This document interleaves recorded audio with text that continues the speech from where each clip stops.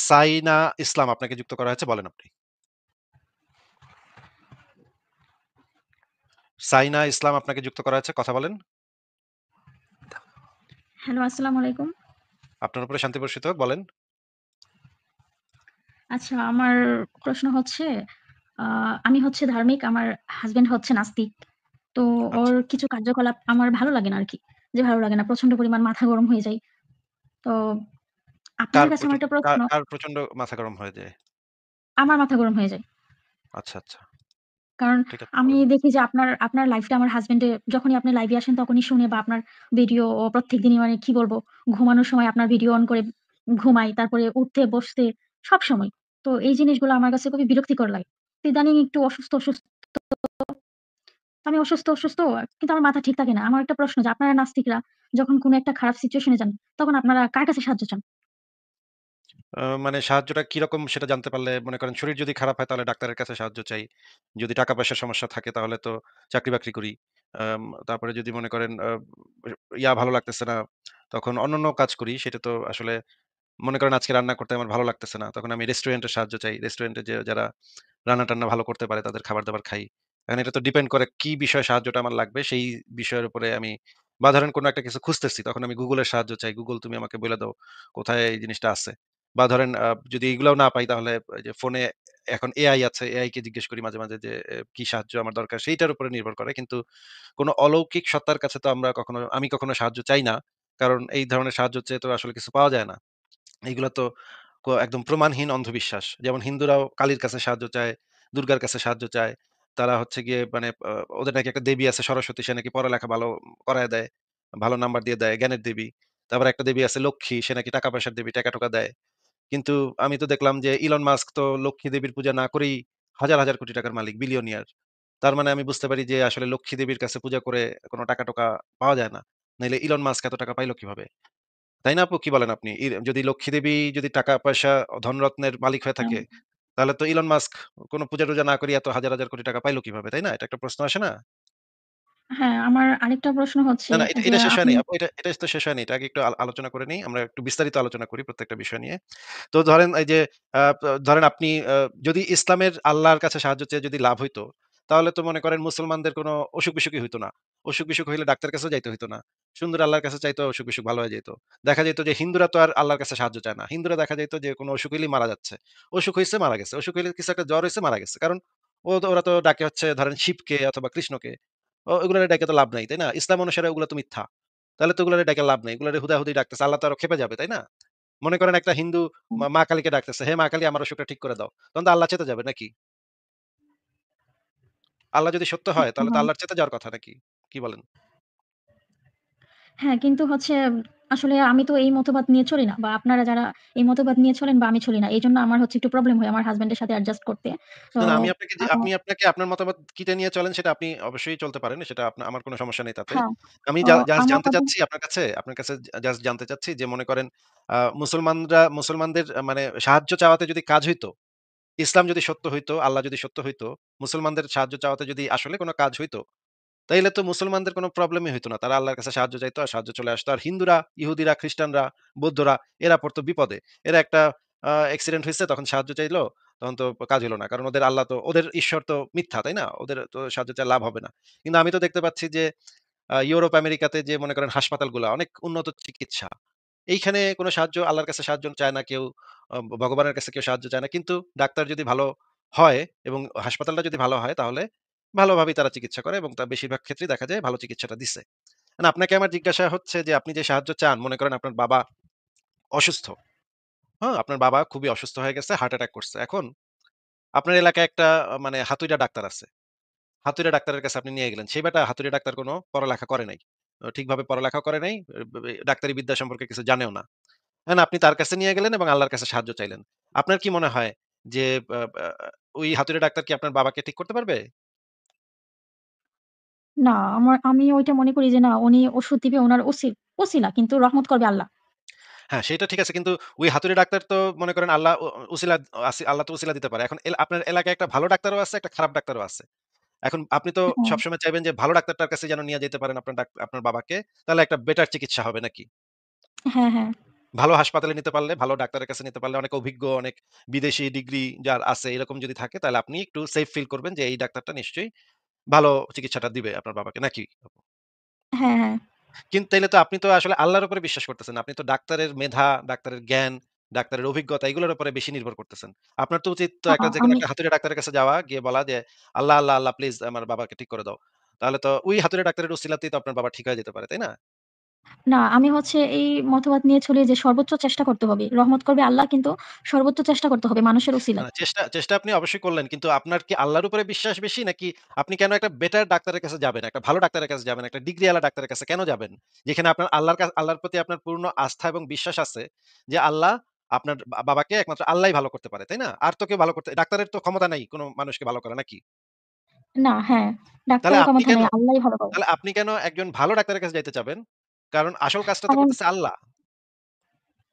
হ্যাঁ, আল্লাহ আসল কাজটা করতেছে কারণ আমরা তো যে আল্লাহর এতটা কাছের বান্দা নই। আমরা যেহেতু মুসলিম কিন্তু এতটা কাছের বান্দা নই আর আল্লাহ তো এত সহজলভ্য না। যে আল্লাহ সরাসরি তো আমাদেরকে আইসা সাহায্য করবে না। আল্লাহ তো না, বলছে এটা যে, আপনাকে কে "তুমি বলছে সর্বোচ্চ আপনাকে আল্লাহ চেষ্টা করো।" সহজলভ্য না? এটা আপনাকে কে বলছে? আল্লাহ তো বলছে যে আল্লাহ সবসময় বান্দার প্রার্থনা শোনার জন্য আল্লাহ আকুল হয়ে বইসা থাকে। কখন ডাকবেন হ্যাঁ, এবং সাথে, সাথে বান্দার প্রার্থনা কবুল করার জন্য সে একেবারে বইসা আছে। মানে আপনি দেখা যাচ্ছে যে একজন ভালো ডাক্তারের কাছে যেতে চাচ্ছেন, একজন ডিগ্রিওয়ালা ডাক্তারের কাছে যেতে চাচ্ছেন, যার ভালো ডিগ্রি আছে। তার মানে আপনার মনেও আপনিও বুঝেন খুব ভালোভাবে, যদিও আপনি মুখে বলতেছেন আপনার আল্লাহর প্রতি বিশ্বাস আছে। কিন্তু আপনিও ভালোভাবে বুঝেন যে একটা ভালো ডাক্তারের কাছে গেলে আপনার বাবা চিকিৎসাটা ভালো পাবে। একটা ভালো হাসপাতালে গেলে যদি আপনি ইন্ডিয়া নিয়ে যেতে পারেন অথবা আপনি যদি ব্যাংকক নিয়ে যেতে পারেন আপনার বাবাকে, তাহলে আপনার বাবা একটা উন্নত চিকিৎসা, ভালো চিকিৎসা পাবে। তার মানে আপনি নিজেও খুব ভালোভাবে জানেন যে আল্লাহ কিছু করবে না। যা করার আপনার ওই ডাক্তারের করতে হবে। ডাক্তারটা যদি ভালো হয়, আপনার বাবার বেঁচে যাওয়ার সম্ভাবনা, সুস্থ হওয়ার সম্ভাবনা বাড়বে। আর ডাক্তারটা যদি খারাপ হয়, তাইলে আপনার বাবার খারাপ হওয়ার সম্ভাবনা বাড়বে, তাই না? এখন আপনি মনে করেন একটা ডাক্তারের কাছে আপনি যাবেন। আপনি জানতে পারলেন ওই ডাক্তারটা দুর্নীতি করে পাস করছে, মেডিকেল পাস করছে। ওই যে প্রশ্নপত্র ফাঁস হইছে না? কিছুদিন আগে আপনি শুনছেন তো যে হ্যাঁ, হ্যাঁ, মেডিকেল কলেজের প্রশ্নপত্র ফাঁস হইছে। আপনি জানতে পারলেন যে এই ডাক্তারটা আসলে টাকা দিয়ে প্রশ্নপত্র কিনা সে পাস করছে। এই বেটায় ডাক্তারি পারে না আসলে।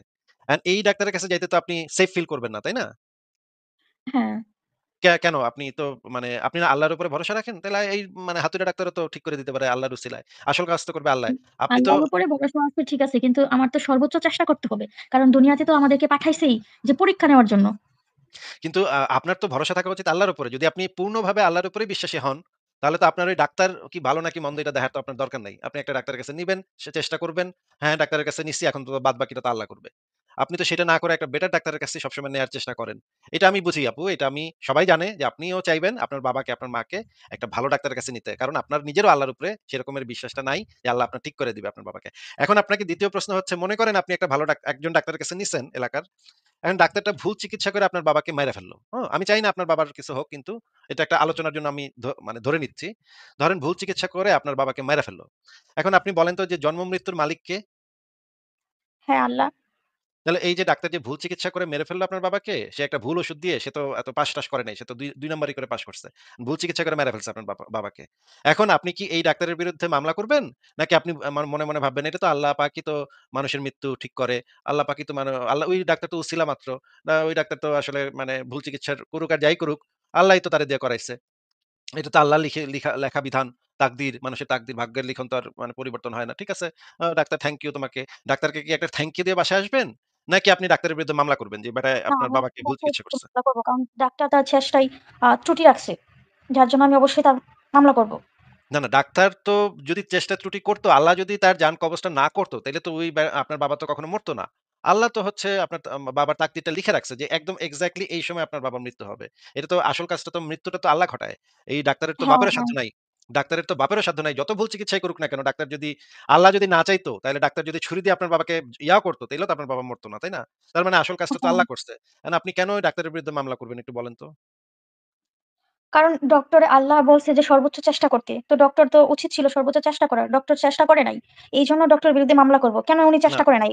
না, না, ডক্টর চেষ্টা করত বা না করত, যেটাই করত না কেন, আল্লাহ যে সময় তার মৃত্যু লিখে রাখছে, সেই এক্সাক্টলি সেই সময় তার মৃত্যু হইতো। এটা তো খন্ডানোর কোনো উপায় নাই। কোনো ডাক্তারের পক্ষেও নাই। ইসলাম অনুসারে, ধর্ম বিশ্বাস অনুসারে, আপনার বিশ্বাস অনুসারে আল্লাহ যেই মুহূর্তে আপনার বাবার মৃত্যু লিখে রাখছে, পৃথিবীর সব ডাক্তার একত্রিত হইয়া যত চেষ্টা করুক না কেন, আপনার বাবাকে বাঁচাতে পারবে না। তাইলে এইটা তো কাজটা তো করছে আল্লাহ। তাইলে আপনি ওই লোকের বিরুদ্ধে কেন মামলা করবেন? কারণ মানুষের আমি যতটুকু জানি যে মানুষের ভাগ্য হইছে ২ টা। একটা হচ্ছে ফিক্সড থাকে, আরেকটা হচ্ছে চেঞ্জেবল হয়। মানুষ তার কর্মের মাধ্যমে চেঞ্জেবল হয়। তো ধরেন আমি কোনো খারাপ কাজ করছি, তখন আমার ভাগ্যে ভালো কাজই ছিল। ওইটা চেঞ্জ হয়ে গেছে। বা আমি কোনো ভালো কিছু করছি বা আমার ভাগ্যে খারাপ কিছু ছিল, ওইটা আরো ভালো হয়ে গেছে। আমি এটা বিশ্বাস করি। এটা আপনি কোথায় পাইছেন? এরকম তো ইসলামের কোথাও তো এরকম কিছু বলা নাই। আপনি এই ধরনের কথা কোথায় পাইছেন? আমি তো বুঝতে পারলাম না। আমি তো মানে অবাক হয়ে গেলাম যে এই ধরনের কথা ইসলামের কোথায় আছে? আমি আপনাকে একটা মানে অনেক বড় একজন হুজুরের ইয়া দেখাচ্ছি। এটা মানে ২ জন হুজুরের ইয়া দেখাচ্ছি দেখেন। আচ্ছা একজনেরটা দেখাই, দেখেন একটু দেখেন। আপনার আমার এবং সমস্ত পৃথিবী, সমস্ত সৃষ্টির ৫০,০০০ বছর আগে আল্লাহ তাআলা সব বিধান করেছেন। যে তিনি কি করবেন, কাকে কিভাবে কখন জান্নাতের ব্যবস্থাপনা করবেন, কার জন্য জাহান্নামের ব্যবস্থাপনা করবেন, কে ভালো থাকবে, কে মন্দ থাকবে, কে সুস্থ থাকবে, অসুস্থ হবে, কে দুনিয়াতে তার ধনী হবে, কে ফকির হবে, সবই নির্ধারিত। কোনো কিছু অনির্ধারিত নেই। যদি বলতেন যে আল্লাহ নির্ধারণ করে রাখলে আমি আর কেন? এটা যেমন প্রশ্ন আছে, উল্টাটাও বলতে পারতেন যে এমন আল্লাহ কেমন হলো যিনি আমার ব্যাপারটা জানেন না, আমি কি করবো জানেন না, আমার সৃষ্টি করেছে অথচ আমি কি করতে পারবো জানেন না। এটা উল্টাটা হয় প্রশ্ন।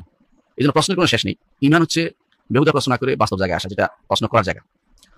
দেখুন আল্লাহ তাআলা হাদিসে আসছে, বিভিন্ন হাদিসে আসছে, রাসূলুল্লাহ সাল্লাল্লাহু আলাইহি ওয়াসাল্লাম বলেছেন যে তিনি কিছু সৃষ্টি করে বলেছেন, ডান হাতে নিয়ে বলেছেন এগুলো আমি জান্নাতের জন্য সৃষ্টি করেছি, ওয়ালা উবালি, আমি কারো পরোয়া করি না।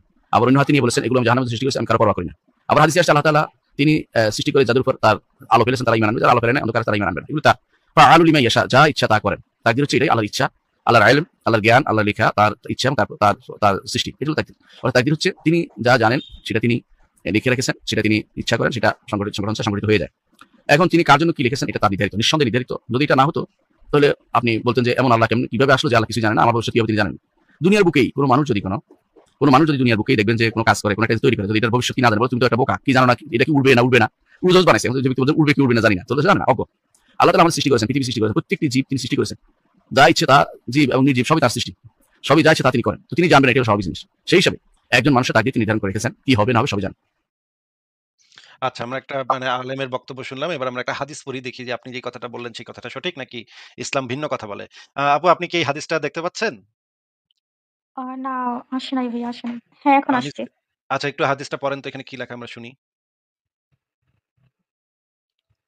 আ আব্দুল্লাহ ইবনে ওমর রাদিয়াল্লাহু হতে বর্ণিত আছে, তিনি বলেন, ওমর রাদিয়াল্লাহু প্রশ্ন করেন, হে আল্লাহর রাসূল সাল্লাল্লাহু আলাইহি ওয়াসাল্লাম, আমলের ক্ষেত্রে আপনার অভিমত কি?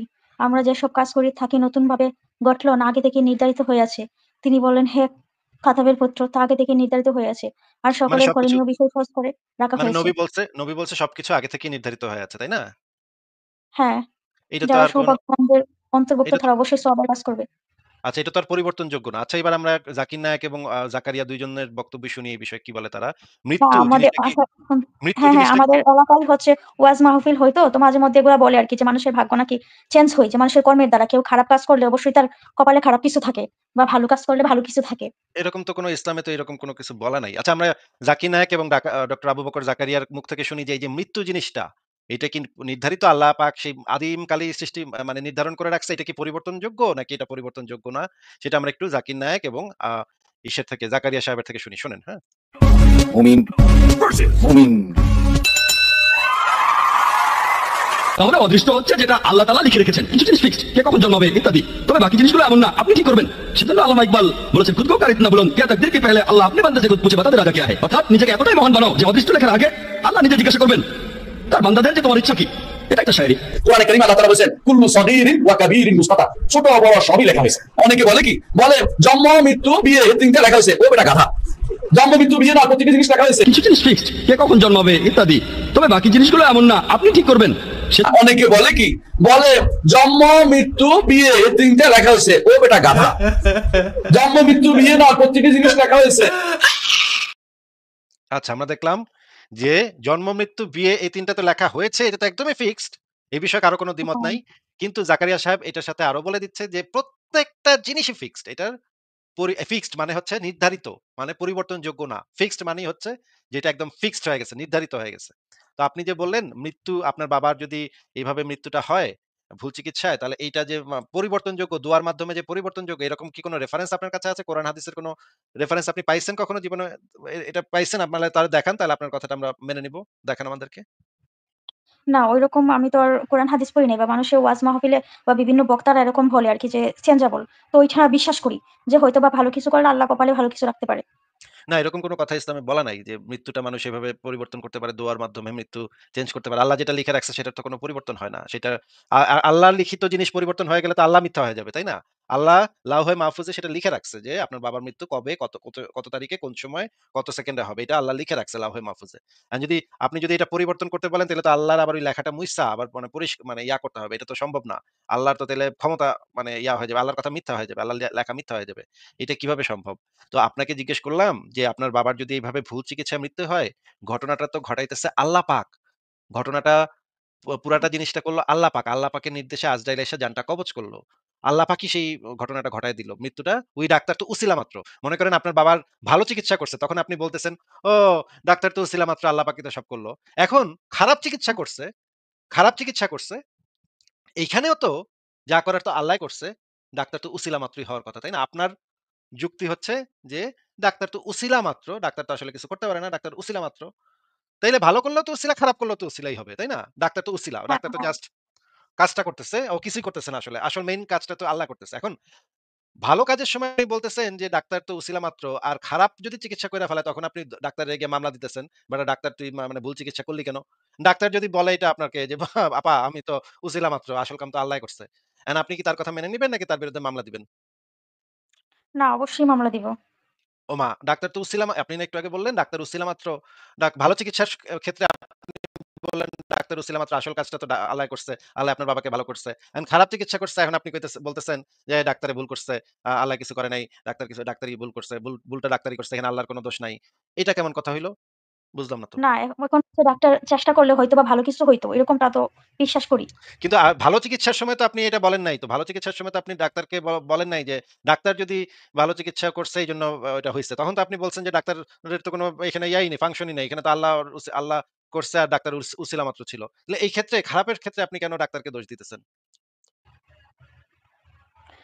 মনে করি যে ডাক্তার চেষ্টা করলে হয়তোবা ভালো কিছু হইতো, আল্লাহ ভালো কিছু লিখতো, হয়তোবা আল্লাহ চেঞ্জ করত। এরকমটা মনে করি। মানে ডাক্তারের উপর নির্ভর করে। জিনিসটা কি তাহলে ভালো করা বা খারাপ করা এটা কি ডাক্তারের উপর নির্ভর করে না আল্লাহর উপর নির্ভর করে? না, অবশ্যই আল্লাহর উপর নির্ভর করে। তাহলে ডাক্তারে ভালো করলেও কি আসবে যাবে আর খারাপ করলেও কি যাবে আসবে? ডাক্তার চেষ্টা করলেও কি যাবে আসবে, না চেষ্টা করলেও বা কি যাবে আসবে? আসল কাজটা আল্লাহ করবে। নির্ভর তো করতেছে আল্লাহর উপরে। হ্যাঁ।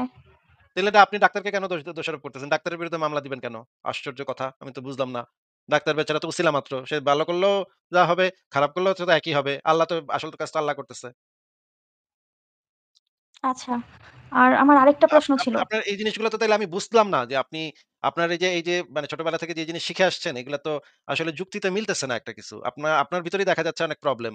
যে আপনি একসময় বলতেছেন আল্লাহই করছে, ডাক্তার উছিলা মাত্র। আবার যেই ভুল চিকিৎসা করতেছে তখন ডাক্তারের গলায় পাড়া দিয়ে ধরতেছেন, "এই বেটা তুই ভুল চিকিৎসা কেন করলি? মানে আমার বাবাকে কেন মারলি?" তখন তো ডাক্তার বলতেছে, ডাক্তার যদি বলে যে, "না আল্লাহর মাল আল্লাহ নিয়ে গেছে। এগুলো তো আপা আল্লাহর মাল। আল্লাহই তো সব করে। আমি তো উছিলা মাত্র।" এরকম যদি বলে তখন আর আপনি মানতেছেন না আল্লাহ যে উছিলা। মানে ডাক্তার যে উছিলা মাত্র আপনি মানতেছেন না, তখন আপনি ডাক্তারের দোষ দিতেছেন। আর ভালো হইলে আল্লাহর ক্রেডিট, খারাপ হইলে ডাক্তারের ভুল। না, নাকি? হ্যাঁ, আমি হচ্ছে যেই মতবাদ নিয়ে বড় হইছি বা বড় হচ্ছি, আমি আসলে সেই মতবাদের মধ্যেই আছি বা আমার কাছে ভালো লাগে বা মনের মধ্যে একটা শান্তি পাই। কিন্তু কথা হচ্ছে কিন্তু মানুষের স্বাধীনতা কখনো আমি কিন্তু আপনার এই মতবাদটা তো যৌক্তিক না। এটা তো আপনি বুঝতে পারতেছেন যে আপনি যে যখন ডাক্তার ভুল চিকিৎসা করতেছে তখন আপনি ডাক্তারকে গিয়ে দোষারোপ করতেছেন। তার মানে আ আপনি যে একটা অযৌক্তিক কাজ করতেছেন, ভালো চিকিৎসা করলে আল্লাহর ক্রেডিট এবং ডাক্তার তো উছিলা মাত্র। আর খারাপ চিকিৎসা হইলে ডাক্তারের ভুল, আল্লাহ তো কিছু করে নাই। এই যে আপনার যে মানে দ্বিচারিতা, আপনি যে ২ ধরনের কাজ করতেছেন, হ্যাঁ? ২ ক্ষেত্রে ২ ধরনের কাজ করতেছেন। এটা তো আপনার তো আপনি যে একটা অযৌক্তিক কাজ করতেছেন, এটা কি আপনি বুঝতেছেন কিনা? না, আমি আসলে কখনো এগুলো নিয়ে ঘাটাঘাটি করি নাই যে আসলে কোনটা যৌক্তিক বা কোনটা অযৌক্তিক। এগুলো করি নাই। কারণ আমি ভাবতেছি যে আমি যেই মতবাদ নিয়ে বড় হইছি, যে আদর্শ নিয়ে বড় হইছি আমি হয়তোবা এরকমই বা হয়তোবা এরকমটাই সত্য। কিন্তু এরকম আমি হইতে যেটা পারত তো, এরকম তো হইতে পারত যে আপনি একটা হিন্দু পরিবারে জন্ম নিয়েছেন, আপনাকে ওই মা কালীর পূজা করতে বড় করছে। হ্যাঁ, তখন তো হ্যাঁ, আর আপনি ওইটাও তো যাচাই করে দেখতেন না। ওইটাও নিয়েও তো এত চিন্তা করতেন না। সারা জীবন তো ওই মা কালীর পূজা করেই যাইতেন, তাই না? হ্যাঁ। তাইলে আপনার জন্ম যদি মনে করেন একটা ইহুদি পরিবারে হইতো, তখন আপনাকে ছোটবেলা থেকে যা শিখাইতো আপনি সেটা পুরোপুরি বড় হইতেন। কখনো চিন্তাও করে দেখতেন না। যে অন্য অনেকগুলা ধর্ম যে আছে পৃথিবীতে সেটা তো আপনি কখনো চিন্তাও করতেন না, তাই না? না, আমি আসলেই চিন্তা করি না। কারণ এগুলো নিয়ে আমি কখনোই চিন্তা করি নাই। আমি যে মতবাদ নিয়ে বড় হইছি, আমি এটাই মনে করি যে এটাই রাইট। মনে করি এটাই রাইট। এটা আমাকে খুব শান্তি দেয়। ভিতরে খুব শান্তি দেয়। কিন্তু কথা কিন্তু হচ্ছে আমার একই কথা তো একজন হিন্দুও বলতে পারে যে আমার হিন্দু ধর্মটা আমাকে অনেক শান্তি দিচ্ছে। দুর্গা হ্যাঁ, পূজা হ্যাঁ, করলে আমার অনেক শান্তি অবশ্যই লাগে। বলতে পারে। হ্যাঁ, কিন্তু অবশ্যই বলতে আপনার পারে। এটা তো যার, যার কিন্তু মতবাদ। কিন্তু আমরা যখন বড় হই তখন তো আমরা সত্যটা কোনটা যে সেটা জানার চেষ্টা করি যে আসলেই কি আমার ধর্মটা সত্য নাকি মা কালী সত্য নাকি খ্রিস্টানদের মানে জেসাস ক্রাইস্ট সে কি সত্য নাকি কে আসলে কোনটা সত্য এটা তো জানার একটা চেষ্টা প্রত্যেক মানুষের থাকা উচিত নাকি? হ্যাঁ, অবশ্যই থাকা উচিত। তাহলে আমাদের কি একটু জেনে বুঝে যেইটাই আপনি পালন করেন সেটাকে জেনে বুঝে পালন করা উচিত না? নাকি অন্ধের মতো মানে অন্ধবিশ্বাসী মনে করেন আপনার জন্ম যদি এখন দেওয়ানবাগী পীর সাহেব আছে। আপনি চেনেন? বাংলাদেশে যে একজন দেওয়ানবাগী পীর সাহেব ছিলেন? না, আমি শুনি নাই আসলে। বাংলাদেশে ওই যে চরমোনাই পীর সাহেব আছে, দেওয়ানবাগী পীর এদের নাম শোনেন নাই? পীর সাহেব ওনাদের? না, আমি আসলে এদেরকে চিনি না। এই যে এই সমস্ত আমি আসলে পীর সাহেবের মানে তেমন ওয়াজে মানুষ নাচতে, নাচতে পাগল হয়ে যায়। জামা-কাপড় খুইলা নাচানাচি শুরু করে। এখন মনে করেন আপনার জন্ম যদি এরকম একটা পরিবারে হইতো তাহলে তো আপনি এরকমও করতে পারতেন। তাই না? এরকম মানে উৎকট পাগলামি-ছাগলামি করে মানুষজন ওই পীরের দরগায় গিয়ে ন্যাংটা-ন্যাংটা হয়ে নাচানাচি করে, গান গান গায় আর নাচে। এগুলো তো আপনার জন্ম যদি ওই পরিবারে হইতো তাহলে তো আপনি সারা পৃথিবীর কোনো কিছু চিন্তা ভাবনা না করে ওইটাই পালন করতেন। বা আপনার জন্ম যদি মনে করেন আফ্রিকার একটা জঙ্গলে হইতো, সেখানে মনে করেন পুং নামক একটা দেবতা আছে। সবাই ওই দেবতার পূজা করে। তাহলে তো আপনার জন্ম যদি সেই পরিবারে হইতো তাহলে তো সারা জীবন আপনি সেই দেবতার পূজা করেই কাটায় দিতেন। তাই না? হ্যাঁ, হ্যাঁ। তাহলে মানে প্রত্যেক মানুষের উচিত না যে এই যে এই ধর্মটা আসলে এগুলা গল্পগুজব যে শুনতেছি আমরা, এগুলা আসলেই সত্য কিনা সেটা একটু যাচাই করে দেখা উচিত না? নাকি অন্ধের মতো যেটা করতেছে সেটাই করা উচিত? না, অবশ্যই যাচাই করে দেখা উচিত। এই যে আপনি আমার সাথে কথা বলতেছেন, মানে আপনি আমাকে বুঝাইতেছেন, ঠিক আছে? বা আমি বুঝতেছি আসলে যে এটা কোনটা যৌক্তিক, কোনটা অযৌক্তিক। কিন্তু যে অনেক নাস্তিকরা আছে যে আমি দেখছি যে ওরা প্রচুর গালাগালি করে। ইভেন আমার হাসব্যান্ডও প্রচুর গালাগালি করে যে উঠতে বসতে মানে প্রচুর গালাগালি করে। মানে আমার এই জিনিসটা খুবই বিরক্তিকর লাগে। আমার কথা হচ্ছে প্রত্যেকটা মানুষের একটা ফ্রিডম আছে। ও যদি ওর ধর্ম না মানে তাতে আমার কোনো প্রবলেম নাই। বা কেউ যদি তার ধর্ম না মানে কোনো প্রবলেম নাই। ও নাস্তিক, হ্যাঁ ঠিক আছে ও নাস্তিক। ওর মতবাদ নিয়ে চলতে থাকুক। কিন্তু ও অন্য ধর্মকে বা অন্যজনকে আঘাত করে কথা বলে, অন্যজনকে মানে গালাগালি করে এই জিনিসগুলো আসলে কেন হয়? কিন্তু এই যে মানে আপনাকে যদি গালিগালাজ করে তাহলে সেটা অবশ্যই খারাপ কাজ হবে। সেটা তো করা উচিত না।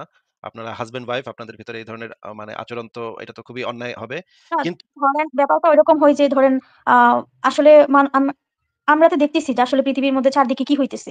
তো আসলে ধরেন একটা মুসলিমদের মধ্যে যে একটা জঙ্গি দল আছে, যে জঙ্গি দলে মানুষ মারামারি, কাটাকাটি অনেক কিছু করতেছে। বা ওরা অনেক খারাপ কাজ করতেছে। কিন্তু কথা হচ্ছে আমি যখন নামাজ পড়ি বা কিছু একটা করি তখন আমার হাসব্যান্ড বলে যে, "হ্যাঁ, তুমি জঙ্গি হয়ে গেছো, তুমি এটা হয়ে গেছো, এটা হয়ে গেছো, তুমি ওদের মতো এরকম।" কিন্তু আমি এই জিনিসগুলো মানতে পারি না। আমার কথা হচ্ছে আমি কখনো কাউকে খুন করি নাই। আমি হচ্ছে এই মতবাদ নিয়ে চলি যে যার ধর্ম সে পালন করুক। আমি কেন তার ধর্মে বাধা দিব? বা আমি কেন তার দেবতাকে গালি দিব? আমি কেন তাকে বাধা দিব? কেউ যদি নাস্তিক হয়, সে নাস্তিক হোক, সমস্যা নাই। সে চলাফেরা করুক। সে তার মতো থাকুক, আমি আমার মতো থাকি। আচ্ছা, কিন্তু এটাতে তো এখানে কোনো একটা প্রবলেম নাই। সমস্যাটা হচ্ছে আপু যে আপনাকে যদি পার্সোনালি গালিগালাজ করে তাহলে তো আমি সেটার বিরোধিতা করি। আমি অবশ্যই সেটার বিরোধিতা করব যে আপনাকে কেন এইভাবে করা হচ্ছে। কিন্তু যদি আপনার ধর্মকে নিয়ে কোনো কটাক্ষ করে বা আল্লাহকে নিয়ে বা নবীকে নিয়ে যদি কোনো কটাক্ষ করে, তাহলে কিন্তু আমি সেটার বিরুদ্ধে কথা কিছু বলতে পারতেছি না। কারণ কি জানেন? কারণটা হচ্ছে যেই কাজটা আপনার হাসব্যান্ড করতেছে সেই একই কাজ কিন্তু নবী মোহাম্মদও করছে, নবী ইব্রাহিমও করছে। নবী ইব্রাহিম কি করছিল? নবী ইব্রাহিমের জন্ম হয়েছিল একটা পৌত্তলিক পরিবারে, মানে মূর্তি পূজারী পরিবারে। তো তার বাবা হ্যাঁ, করছিল কি? তার বাবা ছিল একজন পুরোহিত। মন্দিরের পুরোহিত, হ্যাঁ? মন্দিরে পূজা করত। দেবদেবীদের পূজা করত। তো তারা মানে ইব্রাহিম একদিন বলল কি, "তোমরা সবাই ঘুরতে যাও, ঘুরে আসো।" তখন সবাই ঘুরতে গেছে। ইব্রাহিমকে রেখে গেছে মন্দিরে পাহারা দিতে। ইব্রাহিম করছে কি সবগুলা মূর্তিকে ভাঙছে বিষয়, হ্যাঁ? সবগুলা মূর্তিকে ভাইঙ্গা তারপর বড় মূর্তিটার গলায় সেই কুঠারটা যেই কুঠারটা দিয়ে ভাঙছে সেই কুঠারটা বড় মূর্তিটার গলায় ঝুলায় দিছে। গলায় ঝুলাই দিয়ে এখন সবাই ফেরত আসছে এসে বলে, "হায়, হায়! আমাদের দেবতাদের মূর্তি কে ভাঙলো? এটা তো আমাদের ধর্ম তো পুরা আমাদের ধর্মে এইভাবে আঘাত কে করলো?" তখন ইব্রাহিম মিচকি হাসতে বলে কি যে, "ওই যে বড় যে মূর্তিটা সেই মূর্তিটা এই কামটা করছে।" তো এই যে মানে ইব্রাহিম যে কাজটা করছিল সেটা হচ্ছে ওই তাদেরকে বোঝাবার জন্য যে আ মূর্তির কোন শক্তি নেই এটা বোঝাবার জন্য সে এই কাজটা করছিল। কিন্তু এই কাজটা করতে গিয়ে কিন্তু সে হিন্দুদের মূর্তি বা পৌত্তলিক মূর্তিগুলাকে ভেঙে ফেলছিল, তাই না? হ্যাঁ, এটাতে তো ওই সময়ের যারা ধার্মিক ছিল, ওই ধর্মের যারা অনুসারী ছিল, তাদের তো মনে আঘাত লাগছে নাকি? হ্যাঁ, অবশ্যই আঘাত লাগছে। একই সাথে মুহাম্মদও কিন্তু এই কাজ করছিল। মুহাম্মদ করছিল কি কাবাতে সেই সময়ে যেই ৩৬০ টা মূর্তি ছিল, যেই মূর্তিগুলার পূজা করত পৌত্তলিকরা, মুহাম্মদ সেই সমস্ত মূর্তিগুলাকে নিন্দা করত, কটূক্তি করত, অবমাননা করত। কাবার আশেপাশে গিয়ে, হ্যাঁ? সে বলত যে, "এই মূর্তিগুলা ভুয়া, এগুলা ফালতু, এগুলা কোন ক্ষমতা নাই।" এগুলা একদম রীতিমতো অবমাননা করত, গালিগালাজ করত। এগুলা একদম সিরাত গ্রন্থে পরিষ্কারভাবে লেখা আছে। আমি আপনাকে বের করে দেখাবো নে সেই সিরাত গ্রন্থে কি, কি লেখা আছে সেগুলো আমি বের করে দেখাচ্ছি। আপনি আমাদেরকে আগে একটু বলেন যে, এই যে নবী মোহাম্মদ যে কাজটা করত, সেই একই কাজ যদি এখন আপনার হাসব্যান্ড করে, তাহলে তো আমি তো উনাকে আসলে দোষ কিভাবে দিব বলেন? এখানে তো দোষ দিতে পারতেছি না। আমি আপনাকে বের করে দেখাচ্ছি, সিরাত গ্রন্থ থেকে বের করে দেখাচ্ছি যে, আপনার নবীও এই কাজ করত, নবী না, মোহাম্মদও এই কাজ না আমার হাসব্যান্ড উনি হচ্ছে কথায়, কথায় যে মুহাম্মদকে নিয়ে গালি দেই, কথায়, কথায় আল্লাহকে নিয়ে গালি দেই। মানে কথায়, কথায় গালি দেই। কিন্তু আপনি সেটা যে তো বেশ সুন্দর করে কথা বলতেছেন, যুক্তি দিয়ে তো মানুষকে মানুষ বুঝাতে পারে। মানে ওরকম কিছু করে না। শুধু মানে কথায়, কথায়, কথায়, কথায় এদের গালিগালাজ করে। তো এই জিনিসগুলো আসলে আমি সহ্য করতে পারি না। আমার খুব খারাপ লাগে। আচ্ছা, এটা যদি না করে আপনার হাসব্যান্ড যদি মানে আলোচনা করত আপনার সাথে বা এগুলা বুঝায় বলতো বা রেফারেন্স গুলা নিয়ে আলোচনা করতে পারত তাহলে ভালো হইতো। কিন্তু আপনার হাসব্যান্ড এটা কেন করে সেটা তো মানে খারাপ হচ্ছে, জিনিসটা খারাপ হচ্ছে। এভাবে করলে তো আসলে খারাপই হয়। আপনারও তো তখন আপনিও তো তখন বিরক্ত হয়ে যাবেন যে এই রকমের গালিগালাজ কেন করতেছে। এটা তো অন্যায় হচ্ছে। আপনার হাসব্যান্ড যদি এই লাইভটা শোনে তাহলে উনাকে আমি অনুরোধ করব যে এই বিষয়গুলো নিয়ে আ আলোচনা করতে বা যাচাই করে দেখতে, রেফারেন্স গুলা আলোচনা করতে আপনার সাথে। হুদাই গালিগালাজ করে তো আসলে লাভ নাই কোন, তাই না? হুদাই গালিগালাজ উল্টাপাল্টা কথাবার্তা বলা এগুলো তো আসলে অনর্থক। আমি আপনাকে যেটা বের করে দেখাচ্ছি এখন সেটা হচ্ছে গ্রন্থটার নাম হচ্ছে সিরাতে ইবনে হিশাম, হযরত মুহাম্মদ সাল্লাল্লাহু আলাইহি সাল্লামের জীবনী গ্রন্থ, আকরাম ফারুক, পৃষ্ঠা নাম্বার ৬১-৬২। দেখেন এখানে দেখেন কি লেখা। রাসূলুল্লাহ সাল্লাল্লাহু আলাইহি সাল্লাম আল্লাহর নির্দেশ মোতাবেক প্রকাশ্য দাওয়াত দিলেও যতক্ষণ তাদের দেব-দেবীর নাম উল্লেখ বা সমালোচনা করেননি, ততক্ষণ তারা তার থেকে দূরে সরে যায়নি কিংবা তার বিরুদ্ধে প্রতিবাদ মুখর হয়নি। কিন্তু যখন তিনি তাদের দেব-দেবীর সমালোচনা করলেন, তখনই তারা তার আন্দোলনকে একটি ভয়ংকর মারাত্মক জিনিস বলে মনে করল। তার বিরুদ্ধে প্রচন্ডভাবে ক্ষেপে উঠল এবং তার বিরুদ্ধতা ও শত্রুতায় কোমর বেঁধে নামল। দেখেন এখানে নবী মোহাম্মদই কিন্তু তাদের দেবদেবীকে আগে সমালোচনা করা শুরু করছিল। তাদের যে পৌত্তলিকদের যে দেবদেবী তাদেরকে কটূক্তি করত। আরো অন্যান্য জায়গায় তো বলা আছে সমালোচনা করত, কটূক্তি করত। এই যে দেখেন। এরপরে কি হইল? কুরাইশদের গণ্যমান্য নেতৃস্থানীয় ব্যক্তিবর্গ সদল বলে আবু তালিবের কাছে গিয়ে বলল, "হে আবু তালিব, আপনার ভাতিজা আমাদের দেবদেবীকে গালিগালাজ করেছে, আমাদের ধর্মের নিন্দা করেছে, আমাদের বুদ্ধিমত্তাকে বোকামি ঠাউরিয়েছে এবং আমাদের পূর্বপুরুষদেরকে পথভ্রষ্ট বলে আখ্যায়িত করেছে। এমত অবস্থায় আপনি তাকে এসব থেকে বিরত রাখুন, নতুবা তাকে শায়েস্তা করার জন্য আমাদেরকে সুযোগ দিন।" মানে আবু তালিব মানে হচ্ছে মুহাম্মদের চাচা। তখন এই যে কুরাইশরা, পৌত্তলিক কুরাইশরা চাচা আবু তালিবের কাছে গিয়ে বলল যে, "দেখেন আপনার ভাতিজা কিন্তু আমাদের দেবদেবীরে গালিগালাজ করতেছে। এটা কিন্তু ঠিক না। এটা করলে কিন্তু আমরা কিন্তু মানে অ্যাকশন নিবো। আমরা কিন্তু মাইর দিমু আপনার ভাতিজারে। দেখেন আপনার ভাতিজারে থামান। আমাদের দেবদেবীকে কিন্তু গালি দেয় সে।" এই যে দেখেন এখানে কিন্তু পরিষ্কার যে নবী মুহাম্মদও সেই সময়ের দেবদেবীদেরকে গালিগালাজ করত, কটূক্তি করত, অবমাননা করত। তাহলে তো আপনার হাসব্যান্ডও যদি এই কাজটা করে তাহলে তো এই কাজটা তো নবীর সুন্নত। এই কাজটা তো নবী মোহাম্মদই তো ধর্ম অবমাননা করছে। নবী মোহাম্মদই তো দেবদেবীদের নিন্দা করছে, গালিগালাজ করছে। তাহলে তো এটাকে তো আমি খারাপ হিসেবে ধরতে পারতেছি না। কিন্তু নবী মোহাম্মদ তো বিদায় হজে ভাষণে বলছিল যে আ ধর্ম নিয়ে কেউ বাড়াবাড়ি করবে না। যার, যার ধর্ম সে পালন করবে। না, ধর্ম নিয়ে বাড়াবাড়ি করতে যেই হাদিসটা আপনি বলতেছেন কোরআনের একটা আয়াত আছে ধর্ম নিয়ে বাড়াবাড়ি করো না। আর হাদিসেও একটা জিনিস বলা আছে যে ধর্মকে নিয়ে বাড়াবাড়ি করো না।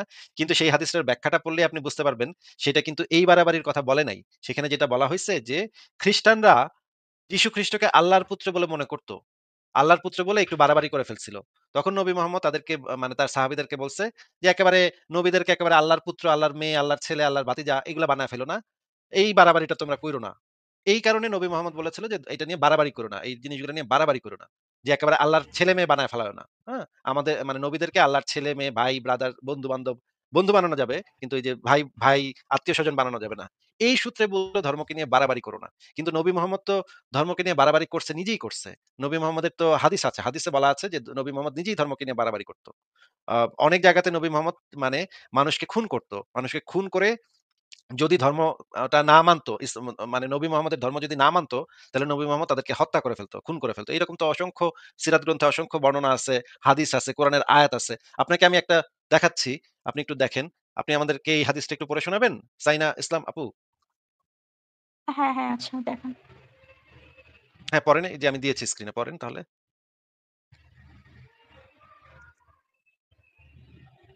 আ যতক্ষণ পর্যন্ত মানুষ লা ইলাহা ইল্লাল্লাহ না বলবে ততক্ষণ পর্যন্ত তাদের বিরুদ্ধে কিতাল করতে আমি আদেশপ্রাপ্ত হয়েছি। আচ্ছা, আবু আচ্ছা। হুরায়রা রাদিয়াল্লাহু হতে বর্ণিত তিনি বলেন রাসূল সাল্লাল্লাহু আলাইহি ওয়াসাল্লামের মৃত্যুর পর আবু বকর রাদিয়াল্লাহু যখন খলিফা নির্বাচিত হন, তখন আরবের কিছু সংখ্যক লোক কাফির হয়ে যায়। ওমর ইবনুল খাত্তাব রাদিয়াল্লাহু আবু বকর রাদিয়াল্লাহু কে বললেন, "আপনি এদের বিরুদ্ধে কিভাবে অস্ত্র ধারণ করবেন?" অথচ রাসূল সাল্লাল্লাহু আলাইহি সাল্লাম বলেছেন, "মানুষ যে পর্যন্ত না আল্লাহ তাআলা ব্যতীত আর কোনো প্রভু নেই এই কথার স্বীকৃতি দিবে, সেই পর্যন্ত আমি তাদের বিরুদ্ধে যুদ্ধ করতে অদিষ্ট হয়েছি। আর যে ব্যক্তি বলল, আল্লাহ ব্যতীত আর কোনো প্রভু নেই, সে আমার থেকে তার মাল ও রক্ত নিরাপদ করে নিল। আচ্ছা, আচ্ছা। একটু যদি আমাদেরকে বুঝায় বলতেন এই কথাটার মানে কি? যে রাসূলুল্লাহ বলেছেন, মানুষ যে পর্যন্ত না আল্লাহ তাআলা ব্যতীত আর কোন প্রভু নেই এই কথার স্বীকৃতি দিবে, সে পর্যন্ত আমি তাদের বিরুদ্ধে যুদ্ধ করতে, উপরে লেখা আছে কিতাল করতে আদিষ্ট হয়েছি। আ আর যে ব্যক্তি বলল, আল্লাহ ব্যতীত আর কোন প্রভু নেই, সে আমার থেকে তার মাল ও রক্ত মানে জীবন নিরাপদ করে নিল। এই কথাটার মানে আমাদেরকে একটু বুঝায় দেন তো আপু? এটা হচ্ছে যে তার ধর্ম না মানলে তাকে হত্যা করা হবে। কে হত্যা করবে? মোহাম্মদ। মুহাম্মদ এই হুমকি দিচ্ছে যে ও মুহাম্মদের ধর্মটা না মানলে সে একেবারে মানে মাল এবং রক্ত ২ টাই একেবারে নিয়ে নিবে। আমাকে একেবারে জবাই করে ফেলবে নাকি? মনে করেন আমি একজন কাফের। আমি ইসলাম ধর্ম মানতে চাচ্ছি না। মুহাম্মদ কি করবে আমাকে? তাইলে এই হাদিস অনুসারে আমাকে কি করবে? হ্যাঁ, আপনাকে হত্যা করা হবে। ওমা! আমার তো আপনি না বললেন ধর্ম নিয়ে বাড়াবাড়ি করা যাবে না, ধর্ম নিয়ে জোরাজুরি করা যাবে না, বাড়াবাড়ি করা যাবে না। তাইলে তো এখানে মুহাম্মদ তো বলতেছে উল্টা কথা। বিদায় হজের ভাষণে তো এটাই বলছে যে ধর্ম নিয়ে বাড়াবাড়ি করবে না। যার তো ধর্ম বিদায় তার হজের ধর্ম। ভাষণে এরকম কোনো কিছু বলে নাই আপু যে তুমি ধর্ম কাউকে চাপায় দেয়া যাবে না বা ধর্ম নিয়ে বাড়াবাড়ি করা যাবে না ওই কথাটার মানে ভিন্ন। মানে হচ্ছে ওই যে আপনি আ মানে কাউকে আল্লাহর পুত্র বা আল্লাহর কন্যা হিসেবে আপনি মানবেন না। সেই বিষয়ে বলছে যে এটা নিয়ে বাড়াবাড়ি করো না। কিন্তু ধর্ম নিয়ে তো নবী মোহাম্মদ নিজেই বাড়াবাড়ি করছে। এখানে এই হাদিসে তো পরিষ্কার দেখা যাচ্ছে যে ধর্ম নিয়ে নবী মোহাম্মদ নিজেই বাড়াবাড়ি করছে। মানুষের উপরে আক্রমণ করছে, মানুষকে খুন করছে। তো তার ধর্ম না মানলে মানুষকে একেবারে মানে হুমকি দিচ্ছে যে তোরে একেবারে মেরে ফেলামু। এটা একেবারে একটা সহিহ হাদিস। এটা একটা একদম সহিহ হাদিস, তিরমিজি শরীফের সহিহ হাদিস। বলেন আচ্ছা তাহলে ভাই, আমি এখানে একটু ১০ মিনিট পরে যুক্ত হচ্ছি। আমার ফোনটা অফ হয়ে যাবে। আচ্ছা ঠিক আছে আপনি চার্জ দেন তাহলে আবারও একটু ১০ যুক্ত মিনিট হেন। পরে। ঠিক আছে তাহলে। আপনাকে তাহলে বিদায় জানাচ্ছি। আপনি আবারও যুক্ত হয়েন। যখন আপনার ইয়াটা শেষ ঠিক হবে। তো মানে ধর্ম নিয়ে বাড়াবাড়ি করো নাই। আমাদের কাছে তো অসংখ্য রেফারেন্স আছে যেখানে নবী মোহাম্মদ নিজেই তো বাড়াবাড়ি করছে। নবী মোহাম্মদ নিজেই তো কোপাকুপি করছে, খুনাখুনি করছে। তাহলে বাড়াবাড়ি করো না এটা হইলো কেমনে? নবী মোহাম্মদ এই কথা বলবে কেমনে যে বাড়াবাড়ি করো না? বাড়াবাড়ি মানে তো এই বাড়াবাড়ি না যে চাপাচাপি করা যাবে না। এবং নবী মোহাম্মদ তো মুরতাদদেরকেও মারছে সেগুলো তো আমি দেখাতাম। পরে আচ্ছা পরের জনকে যুক্ত করি। ধ্রুতি আপনাকে